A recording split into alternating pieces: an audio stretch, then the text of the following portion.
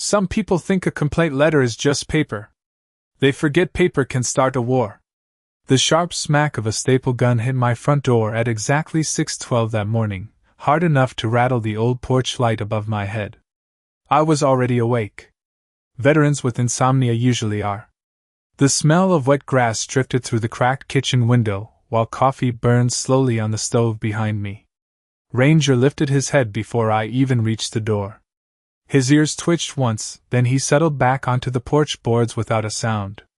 That dog noticed everything before I did. Always had. I opened the front door and found another bright orange HOA notice pinned dead center into the wood like somebody planting a flag on conquered territory. Complaint number 14. Excessive animal presence. Public nuisance. Threat to neighborhood safety. The legal wording was different every time, but the message stayed the same. Get rid of the dog. I looked down at Ranger. 80 pounds of black and tan German Shepherd stretched across the porch in the exact same position he slept in every morning. Front paws crossed. Eyes half open. Calm as still water. Then I heard heels crunching across the gravel driveway. Brenda Whitmore. White capri pants. Pink sweater wrapped around her shoulders like she was filming a commercial for suburban tyranny. She marched up my driveway gripping a clipboard against her chest, lips tight enough to crack glass. Even from 15 feet away, I could smell that heavy floral perfume she wore, the kind that lingered in the air long after she left, like cigarette smoke in an old motel room. That animal is violating Community Code Section 8.4, she snapped. You've ignored every warning we've sent. Ranger didn't even blink. Brenda pointed her pen at him like she was drawing a weapon. Move that mutt before I call animal control myself. I rested one hand against the doorframe. The wood felt cold under my fingers despite the July heat already creeping across the neighborhood. He doesn't move from that spot, I told her. Brenda gave this little laugh. Sharp. Fake. Mean. Oh, he'll move. But that was the thing she didn't understand yet. Ranger wasn't. Stubborn. Ranger was trained. There's a difference. 3 years earlier, in a sandstorm outside Kandahar, I woke up choking on panic with my dead brother's blood still fresh in my memory and my own hands shaking so hard I couldn't hold the radio. Ranger climbed onto my chest that night and pinned me to the ground until I could breathe again. Since then, whenever the nightmares hit, whenever my pulse started racing or my vision narrowed, he'd lie in one exact place beside me until the episode passed. The porch. The kitchen floor. The side of my bed. He never guessed wrong. The neighborhood called him dangerous because they saw teeth and fur. I saw the reason I still slept more than 2 hours a night. Brenda stepped closer onto my porch, her clipboard pressed tight against her ribs. Ranger's eyes opened fully now, watching her without moving a muscle. No growling. No barking. Just watching. You veterans always think the rules don't apply to you, she muttered. The words landed harder than the morning humidity pressing against my skin. Somewhere down the street, a lawn mower roared to life. Sprinklers hissed across perfect green lawns. Willow Creek Estates waking up for another beautiful suburban morning, while the HOA president tried to evict a service dog from the only safe place he'd ever known. Brenda ripped the notice off her clipboard and shoved it toward my chest. Final warning, Mr. Cole. Ranger still didn't move. The complaint notice stayed taped to my refrigerator for 3 days because I wanted to look at it every single morning before coffee. Some people keep family photos on their fridge. I kept reminders. The paper curled slightly at the corners from the humidity drifting through the kitchen, and every time the air conditioner kicked on, it made this faint ticking sound against the metal door like a clock counting down.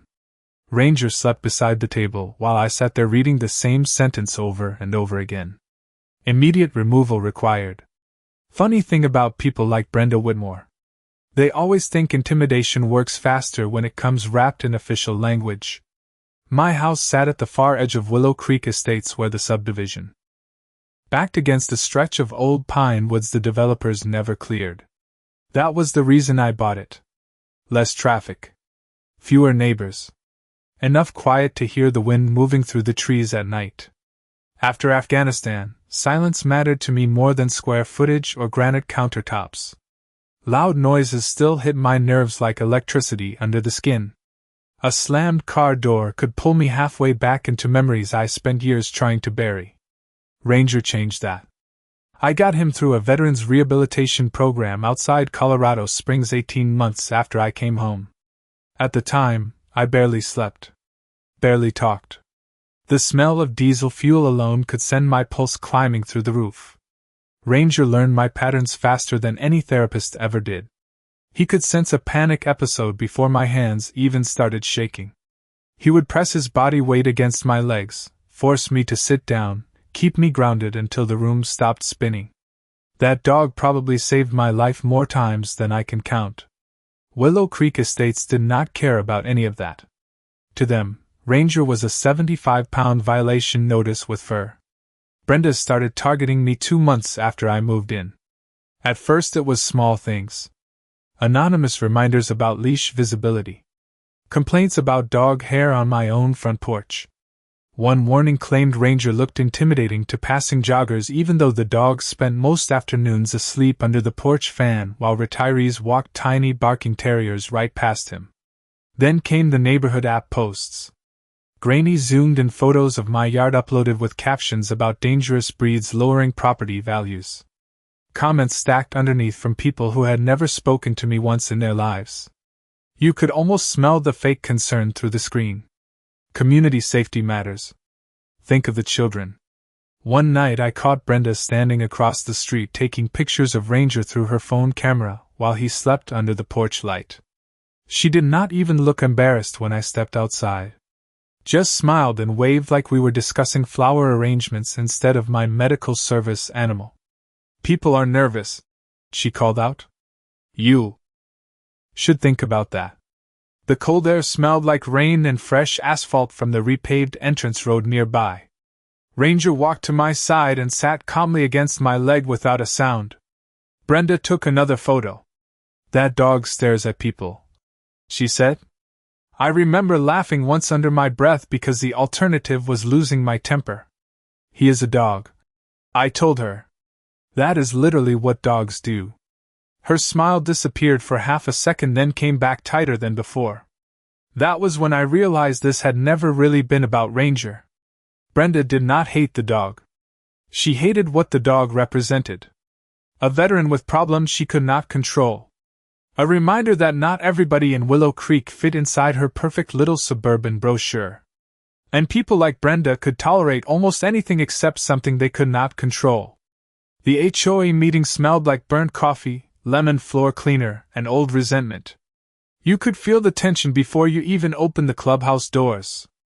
Ranger walked beside me on a short black lead, calm and steady, nails clicking softly against the tile floor while every conversation inside slowly died one table at a time. 50 heads turned toward us like somebody had pulled a fire alarm. Brenda Whitmore stood near the front projector screen in a cream-colored blazer with a stack of papers tucked against her chest. The woman looked genuinely excited, which should tell you everything you need to know about the kind of person she was. Some people volunteer at shelters. Brenda weaponized neighborhood meetings. Mr. Cole, she said loudly enough for the entire room to hear. Animals are not permitted inside the clubhouse. Ranger sat beside my chair before I even answered, perfectly still, ears forward, trained eyes fixed on me instead of the crowd whispering around us. Federal law says otherwise, I replied. Brenda's smile tightened. Around us, chairs scraped against the floor while neighbors avoided eye contact the same way people do in elevators after someone starts arguing. Nobody wanted to get involved. That was the real power of people like Brenda. Fear did most of the work for them. She clicked a remote and my house appeared. On the projector screen behind her. Grainy photos. Ranger asleep on my porch. Ranger sitting in my yard. Ranger walking beside me to the mailbox. She had built an entire presentation around my dog like she was prosecuting a criminal case instead of hosting a suburban homeowners meeting on a Tuesday night. Multiple residents have expressed concern, she announced. This animal creates an atmosphere of intimidation. Intimidation. The word echoed in my head while I looked around the room at retirees wearing golf polos and pastel sweaters. Ranger had not barked once since we arrived. He had not even moved. Brenda switched slides again, this time showing screenshots from the neighborhood app. Comments rolled down the screen one after another. Aggressive posture. Dangerous breed. Unsafe around children. Somebody in the back muttered agreement under their breath. Then another voice joined in. Soon the room sounded like a low electrical hum of nervous complaints and fake concern. Ranger leaned gently against my boot. Grounding pressure. Steady breathing. The same thing he always did when crowded rooms started tightening around my chest. Brenda noticed. Her eyes narrowed slightly. There, she said suddenly, pointing toward Ranger. See that? The way he watches people. I looked down at the dog. Ranger blinked once and rested his chin on my shoe. Half the room shifted awkwardly because even they knew how ridiculous this sounded now. But Brenda was too deep into it to stop. Neighborhood standards exist for a reason, she continued. People deserve to feel safe in their own homes. Then she pulled out the final page like a magician revealing the last card in a trick. A petition. 37 signatures demanding immediate removal of my dog from Willow Creek Estates. The papers shook slightly in her hands from excitement. If action is not taken, she said, the board will escalate this matter to animal control and county enforcement. The air conditioner kicked on overhead with a loud metallic hum that made my pulse spike for half a second. Ranger immediately pressed against my leg harder until the tension eased. Across the room, an older man near the coffee station quietly looked away from Brenda and mouthed the words, "This is wrong." But he stayed silent. They all stayed silent. Brenda mistook that silence for victory. She smiled wider and slid the petition onto the table in front of me like she was serving court papers. Your dog is becoming a serious community issue, Mr. Cole. I stared at the signatures for a long moment, while the smell of cheap coffee drifted through the room. Then I looked back at Brenda. No, I said quietly. Your obsession with him is. The first laser hit my bedroom wall at 1:43 in the morning. A tiny red dot jittering across the dark like an insect crawling over the paint. Ranger was asleep beside the bed 1 second, then instantly awake the next. His ears snapped forward. Muscles tense. Low growl rumbling deep in his chest for the first time since I moved into Willow Creek Estates. I sat upright so fast the sheets tangled around my legs. Outside, rain tapped softly against the windows while the neighborhood sat buried under that heavy suburban silence that always feels fake after midnight. The red light flicked across the wall again, then disappeared. Ranger moved to the bedroom window and stared toward the street without barking. Just watching. That dog could tell the difference between danger and stupidity better than most humans. I walked carefully to the blinds and cracked them open 2 inches. Across the street, parked beneath a maple tree, sat a white Lexus SUV with the engine idling low enough to barely hear over the rain. Brenda Whitmore. Even from that distance, I recognized the shape of her oversized sunglasses reflecting dashboard light inside the vehicle. The laser flashed once more through my window. Ranger's growl deepened. Easy, I whispered. His breathing slowed immediately. Mine did not. The next morning brought another complaint notice taped to my mailbox. This one accused Ranger of aggressive nighttime behavior. According to Brenda's report, neighbors had heard threatening barking and felt unsafe walking after dark. I stood there in the humid morning air holding the paper while sprinklers hissed across nearby lawns and birds chirped like the world was perfectly normal. Meanwhile, my security camera footage showed something very different. Timestamp. 1:43 a.m. White Lexus parked across the street. Red laser pointed into my bedroom window. Ranger reacting exactly 1 time. No barking. No lunging. No aggression. Just alert behavior from a trained service animal responding to provocation. The smell of fresh printer ink filled my kitchen 20 minutes later while I printed screenshots from the footage. Ranger slept beneath the table again, calm as always, while anger slowly settled into my chest like wet concrete. Not explosive anger. Worse. Controlled anger. The kind that gets patient. 3 days later, somebody reported me for leash violations even though Ranger never left my side outside the property. Then came anonymous noise complaints. Then accusations that Ranger frightened children walking home from school. Funny thing was, no kids ever complained. Most of them loved him. One little girl down the block named Sophie used to leave dog biscuits near my mailbox every Friday after school. Ranger would take them from her hands so gently it looked rehearsed. But adults like Brenda could poison anything if they repeated it enough times. That Friday night I found another surprise waiting outside my house.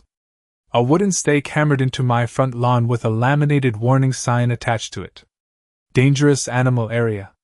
The cheap plastic sign rattled softly in the evening wind while Ranger sat beside me staring at it with visible confusion. I remember touching the edge of the sign and feeling fresh glue still tacky against my fingertips. Somebody had installed it recently. Very recently. My pulse started climbing before I could stop it. The air suddenly felt too tight. Too warm. My breathing shortened. Ranger noticed immediately. He pressed against my leg hard enough to nearly knock me sideways and guided me backward toward the porch steps. Grounding behavior. Training kicking in before my own brain could catch up. I sat heavily onto the porch while Ranger leaned his full body weight across my knees until the dizziness eased. Somewhere down the street, I heard laughter drifting from Brenda's backyard patio party. Glasses clinking. Music. Playing softly. The smell of grilled steak and charcoal floating through the warm summer air. They were celebrating while my medical episodes became neighborhood entertainment. Ranger rested his head on my lap and exhaled slowly. Then I noticed something else. Across the street. Hidden behind Brenda's second-floor curtain. A phone camera pointed directly at my porch. By the second week of August, my kitchen counter looked less like a home and more like an evidence locker. Complaint notices. Fine warnings. Printed screenshots from the neighborhood app. Every piece of paper carried Brenda Whitmore's fingerprints all over it even when her name was not technically signed at the bottom. The stack had grown almost 4 inches tall beside the coffee maker. Ranger slept underneath the counter, while the old ceiling fan pushed warm air around the room with a slow clicking sound that matched the pounding behind my eyes. Sleep had become difficult again.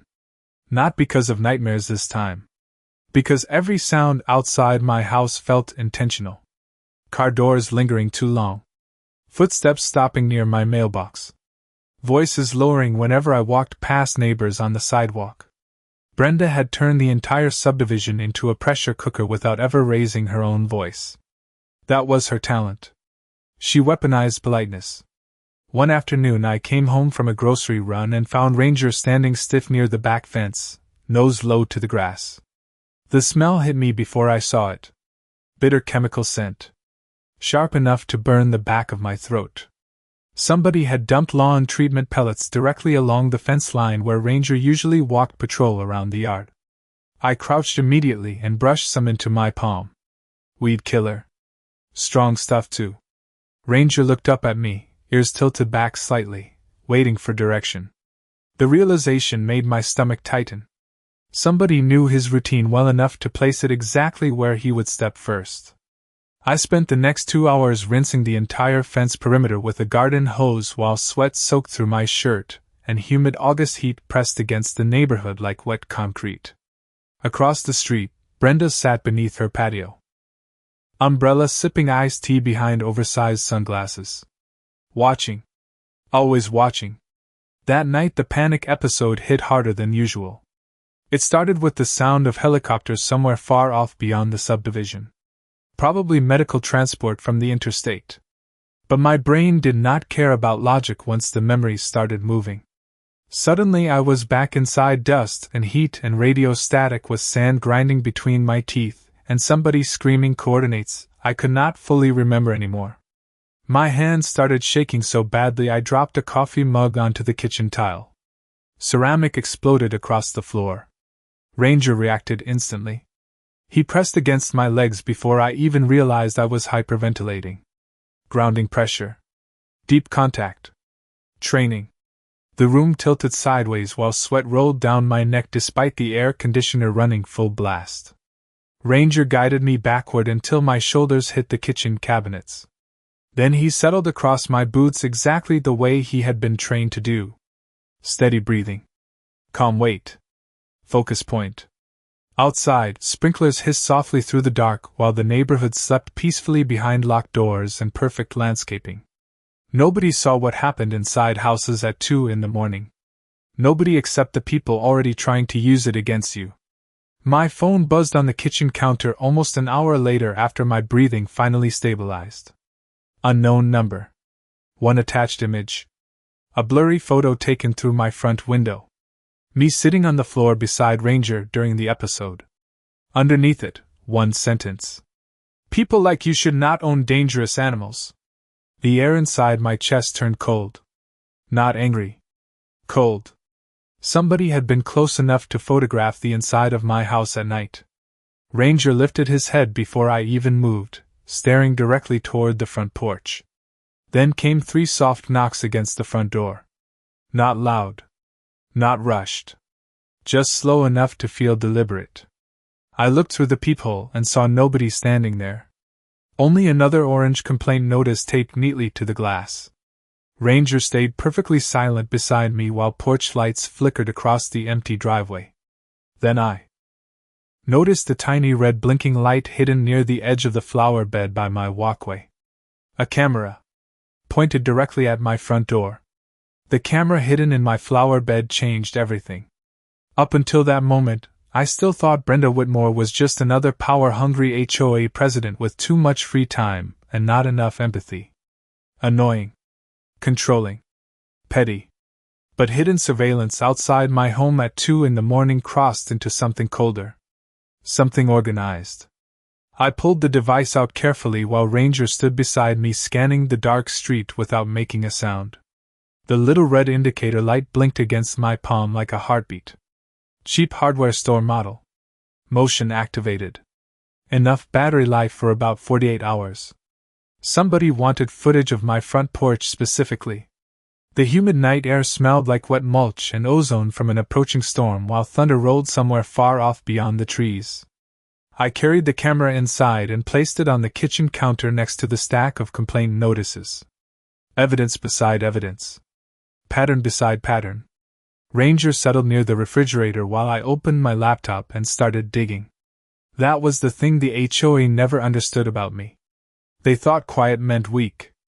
They thought because I kept to myself I would eventually fold under pressure.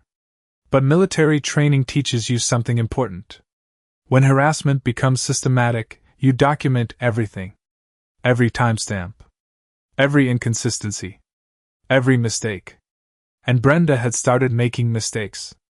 I spent 3 straight hours cross-referencing HOA bylaws, county ordinances, and federal housing protections while rain hammered the windows hard enough to shake the glass. The glow from the laptop lit the kitchen in cold blue light, while Ranger slept beside my chair, one ear still twitching every time thunder cracked outside. Then I found it. Buried halfway through a federal fair housing compliance document connected to service animal protections. Harassment targeting a medically necessary service animal qualified as disability discrimination if it interfered with residential use and emotional safety. My pulse slowed instead of rising. Calm. Focused. The way I used to feel before operations overseas when things finally started making sense. Brenda had spent months building a case against herself without realizing it. The next morning brought another surprise. A manila envelope slid halfway under my front door sometime before sunrise. No postage. No name. Inside was a printed packet almost 20 pages thick. HOA meeting notes. Internal emails. Violation records. The smell of fresh toner still clung to the paper. Ranger lifted his head while I spread the documents across the kitchen table. Brenda's name appeared everywhere. So did another phrase. Military profile risk. I stared at those words for a long moment, while the coffee machine hissed softly behind me. One email from 6 months earlier hit harder than the rest. Brenda writing directly to another board member. Veterans with emotional support issues create instability concerns for long-term property value growth. Emotional support issues. Like PTSD with some inconvenient lawn decoration lowering curb appeal. Another attachment showed records from 2 previous residents. Both veterans. Both targeted with repeated complaints before eventually selling their homes below market value. One family lasted 11 months. The other barely 6. Same pattern every time. Noise complaints. Pet safety concerns. Community violations. Pressure until they left voluntarily. My jaw tightened so hard I could taste metal at the back of my mouth. Ranger rested his head against my knee beneath the table, grounding me before the anger could boil over into something useless. Then I noticed one final document buried at the bottom of the stack. Security vendor invoice. Brenda had personally authorized temporary neighborhood surveillance equipment around my property using HOA funds. The hidden camera outside my house was not random. It was approved. Paid for. Documented. A slow creaking sound pulled my attention toward the front porch. Ranger stood immediately now, body alert but controlled. Through the frosted glass beside the door, I could make out the shape of someone standing motionless outside. Then came Brenda's voice through the wood. Soft. Calm. Almost cheerful. Animal control will be here tomorrow morning, Ethan. Ranger walked to the porch and laid down directly in front of the door without a sound. The sun had barely cleared the pine trees when the white county truck rolled into Willow Creek Estates the next morning. Animal control. Right on schedule.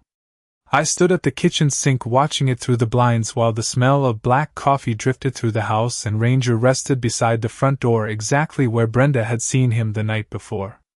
Calm. Patient. Waiting. The neighborhood came alive faster than usual once people noticed the county logo. Curtains moved. Garage doors opened halfway. Neighbors suddenly found reasons to water lawns and collect mail at 8 in the morning. Suburban spectators gathering for what Brenda clearly expected to be a public victory. I clipped Ranger's lead onto his collar and opened the front door before anybody could knock. Humid air rushed inside carrying the smell of fresh-cut grass and hot asphalt already warming under the Texas sun. Brenda stood near the curb beside the animal control officer wearing a pale blue blouse and sunglasses big enough to hide half her face. But not the smile. That smile was impossible to miss. There he is, she announced loudly. That is the aggressive animal I reported. Ranger walked beside me onto the porch without pulling once against the leash. The officer, a broad-shouldered woman named Carla Jensen according to her badge, watched carefully while flipping through paperwork on a clipboard. Morning, sir, she said evenly. We received multiple reports regarding unsafe animal behavior. Ranger sat automatically at my left side. Perfect posture. Perfect stillness. Brenda folded her arms. Watch his eyes, she whispered dramatically toward the officer like she was narrating a wildlife documentary. He stalks people. Carla looked at Ranger for almost 10 seconds. Then down at the complaint packet. Then back at the dog currently sitting calmer than most humans at a Department of Motor Vehicles line. Has the animal bitten anyone? She asked. Brenda hesitated half a second too long. Not technically. Charged anyone? No, but any documented attacks? Brenda's jaw tightened. He creates fear in the community. I almost laughed at that because fear was exactly what Brenda had been manufacturing for months. Carla crouched slowly near Ranger. Mind if I check him? She asked me. I nodded once. Ranger remained perfectly still while she examined his tags and harness. The moment her eyes landed on the stitched patch reading Psychiatric Service Animal, her entire expression changed. Professional now. Careful. Brenda noticed immediately. That label does not matter, she snapped. The HOA voted to remove the dog. Carla stood back up slowly. Federal protections matter more than HOA opinions, ma'am. You could feel the temperature change on the street after that sentence. Even the neighbors pretending to check mail stopped moving. Brenda recovered quickly, though. Too quickly. I have video evidence, she announced, reaching into her oversized purse. This dog behaves unpredictably during episodes. Episodes. The word landed like gravel in my chest. Brenda pulled out printed photographs. Blurry images taken through my windows during panic attacks. Me sitting on the kitchen floor beside Ranger at 2 in the morning. My private moments turned into evidence packets for neighborhood gossip. Carla's face hardened instantly. How exactly did you obtain these? Brenda blinked once behind her sunglasses. Community monitoring. That was the moment I knew she had finally stepped too far. I walked back inside without another word and returned carrying a thick black binder packed with printed screenshots, timestamps, HOA emails, surveillance invoices, and security footage stills. Every laser incident. Every hidden camera. Every false complaint. Months of documentation stacked nearly 3 inches thick. I handed the binder directly to Carla. The officer opened it slowly while cicadas buzzed loudly in the trees overhead, and sweat rolled down Brenda's neck beneath her perfect makeup. Then Carla stopped on one particular page. The HOA invoice authorizing surveillance equipment around my home. Signed personally by Brenda Whitmore. Carla looked up over the binder toward Brenda very carefully. Ma'am, she said quietly, did you install unauthorized recording devices around this residence property? For the first time since this nightmare started, Brenda's smile disappeared completely. Brenda Whitmore opened her mouth twice before any sound came out. The entire street had gone strangely quiet except for sprinklers ticking across nearby lawns and cicadas buzzing in the heat. Even the neighbors pretending not to stare had completely stopped pretending now. Carla Jensen held the binder against her chest while flipping slowly through page after page of evidence. Hidden camera invoices. Screenshots of laser incidents. HOA emails discussing military families like defective appliances dragging down resale value. Brenda's polished suburban armor was starting to crack right there on the asphalt in front of everyone. Community safety monitoring is permitted under HOA authority, Brenda finally said, but her voice sounded thinner now. Less confident. Carla looked up from the paperwork with the kind of expression cops use when they already know somebody is lying and are simply waiting to see how far the lie goes. Monitoring public sidewalks is one thing, she replied evenly. Recording inside private residential windows without consent is another. Sweat glistened near Brenda's hairline beneath the morning sun. The woman who normally strutted through Willow Creek Estates like a queen suddenly looked very aware that 30 neighbors were watching her unravel in real time.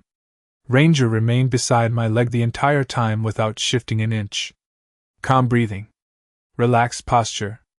The exact opposite of every description Brenda had spent months spreading around the neighborhood. Carla turned another page inside the binder and stopped again. You filed 6 separate aggression complaints within 4 weeks, she said. Yet every attached video here shows the dog remaining stationary. Brenda folded her arms tightly. Aggression is not always physical. Neither is harassment, Carla answered. That sentence hit harder than any shouting ever could. I watched Brenda's jaw flex behind her forced smile, while a light breeze carried the smell of cut grass and chlorine from somebody's backyard pulled down the street. Then another voice suddenly spoke up from the crowd. She did the same thing to the Donnellys. An older man near the mailbox cluster stepped forward slowly. Walter Green. Retired Air Force. Quiet guy who usually kept to himself. He looked nervous even speaking publicly, but once the words started coming, they did not stop. Their son had a service dog too, he said. Brenda kept filing complaints until they sold the house last year. Murmurs spread instantly through the neighbors gathered along the sidewalks. Another woman spoke up near a parked SUV. Then another. Stories started surfacing all at once like pressure finally breaking through concrete. Anonymous violation letters. Selective fines. Surveillance complaints. Harassment dressed up as community standards. Brenda spun toward them with visible panic rising behind her sunglasses. You people signed the petition, she snapped. You agreed this animal was dangerous. But nobody answered her this time. Because now they had all seen the same thing. The so-called dangerous dog was currently lying peacefully beside a veteran, while the HOA president looked like the only unstable person on the block. Carla closed the binder carefully. "Ma'am," she said, "I strongly suggest you stop all direct contact with this resident effective immediately." Brenda let out a sharp laugh that sounded almost desperate. "This is ridiculous. I am the HOA president." "Not for long," somebody muttered quietly from the crowd. Brenda heard it too. Her face tightened instantly. Then came the final blow. Carla pulled a printed card from the binder and held it up between two fingers. Federal Disability Housing Protections. Official documentation from the Department of Veterans Affairs confirming Ranger's registered psychiatric service status.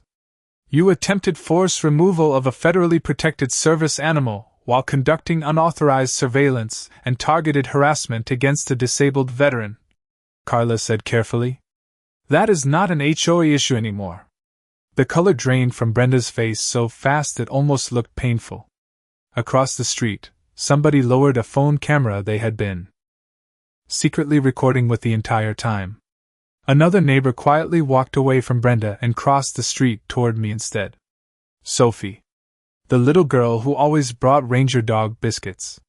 She held out one small treat with nervous fingers while the entire neighborhood watched. Ranger gently took it from her hand without standing up. No barking. No lunging. No aggression. Just calm. Sophie smiled. And for the first time in months, people finally looked at Brenda Whitmore the same way she had been trying to make them look at me. 3 months later, the Willow Creek Estates clubhouse smelled like fresh paint and embarrassment. New board members sat behind folding tables where Brenda Whitmore used to rule the neighborhood like a suburban dictator with a clipboard addiction. Her framed Community Excellence award was gone from the wall. So was her reserved parking sign outside the clubhouse entrance. In its place hung a printed notice about resident privacy protections and federal disability compliance training required for every future HOA officer. Funny how quickly rules change once lawyers get involved. The legal settlement stayed confidential, but word traveled fast anyway. Brenda resigned 2 weeks after the county investigation started. The unauthorized surveillance equipment alone nearly buried the HOA in fines. Add disability discrimination complaints and targeted harassment documentation on top of that, and suddenly the board discovered something they had not cared about before. Accountability. Turns out paper trails work both ways. My front porch looked different now too. Not because anything dramatic changed. Because peace finally returned to it. The warning signs disappeared first. Then the anonymous complaints stopped. No more strange cars idling outside at midnight. No more laser lights flickering through bedroom windows. The neighborhood settled back into ordinary sounds again. Wind through pine trees. Distant lawn mowers. Kids riding bicycles after dinner, while porch lights flickered on one house at a time across the subdivision. Normal sounds. Safe sounds. The kind most people never notice until they spend months waiting for the next knock at the door. Ranger noticed the difference before I did. Dogs always do. He slept deeper now. Stretched farther across the porch boards during the afternoon heat with his paws hanging lazily over the edge while cicadas buzzed through the Texas summer evenings. Sometimes Sophie still stopped by after school carrying dog biscuits in her backpack. Ranger always took them gently from her hand while she scratched behind his ears and talked about middle school drama like he was her therapist. Maybe he was.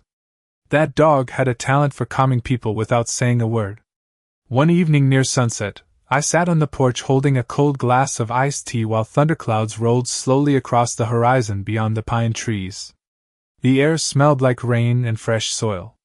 Ranger lay beside the front steps in the exact same spot Brenda once demanded he leave. Same posture. Same calm breathing. Same unmoving presence that had driven her absolutely crazy because she could never control it. Across the street sat Brenda's old house with a for sale sign planted in the lawn. The place looked strangely lifeless now. Too clean. Too quiet. Like the personality had been vacuumed out of it. A moving truck had come 2 weeks earlier while most neighbors politely pretended not to watch from behind curtains. Nobody waved goodbye. Nobody seemed surprised either. Walter Green walked over from across the street carrying a paper plate with 2 grilled burgers wrapped in foil. The smell of charcoal and smoke drifted ahead of him through the evening air. "Neighborhood cookout," he said awkwardly. "Thought maybe you and Ranger might want to come by." I looked at him for a second because invitations had become rare for me over the years. PTSD teaches isolation faster than comfort. Ranger lifted his head slowly and nudged my knee once with his nose. Grounding behavior. Encouragement. Same as always. I smiled before I even realized it was happening. "Yeah," I said quietly. "I think we will." Walter nodded and headed back across the street while laughter drifted from nearby backyards and somebody started playing old country music through a tinny outdoor speaker. Ranger remained beside me on the porch for another minute before finally standing up. The old wooden boards creaked softly under his weight as he stretched and looked toward the neighborhood. Toward people instead of threats. Toward life instead of survival. I reached down and scratched behind his ears while warm evening wind moved through the trees overhead. "Come on, buddy," I whispered. Ranger walked beside me down the driveway without hesitation. But before we reached the sidewalk, he stopped one last time and glanced back toward the porch. Toward the place he never moved from when I needed him most.